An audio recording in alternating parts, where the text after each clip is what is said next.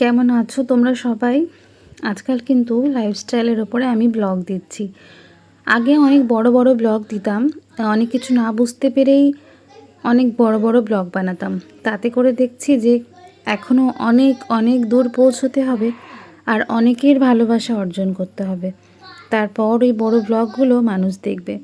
আর যারা তোমরা আমার ব্লগগুলো দেখো, এখন কিন্তু আমি খুব ছোট্ট ছোট্ট ব্লগ বানাই, ম্যাক্সিমাম 1.5 থেকে 2 মিনিটের। তোমাদের কেমন লাগে জানাবে। আসল কথা হলো, দূর থেকে দেখে এই ব্লগ বানানোটা খুব সহজ মনে হলেও বিভিন্নভাবে অ্যাঙ্গেল চেঞ্জ করে রান্না করতে করতে বারবার ফোন ধরে স্ট্যান্ড নিয়ে কখনো হাত দিয়ে ক্যামেরা করতেও কিন্তু বেশ খানিকটা এনার্জি ক্ষয় হয়। এটা যারা করে তারাই জানে, আর যারা রেগুলার করে তারা বেশি ভালো করে জানে।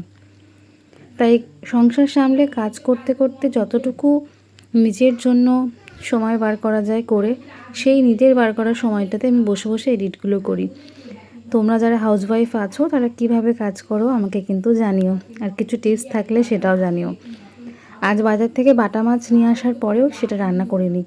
ছেলে অনেক দিন ধরে মাটন খাওয়ার বায়না করছিল, তাই ওর বাবা গিয়ে মাটন নিয়ে চলে এলো। আমি সেটা জানতাম না। দুপুরবেলা সমস্ত রান্নাবান্না সারলাম। আজকে 3 জনে একটু একসাথেই হেল্প করে রান্নাবান্না করলাম। তার সাথে বৃহস্পতিবারের তো পুজো ছিলই। তোমরা খুব ভালো থেকো, আবারও দেখা হবে সেও শিগগিরই।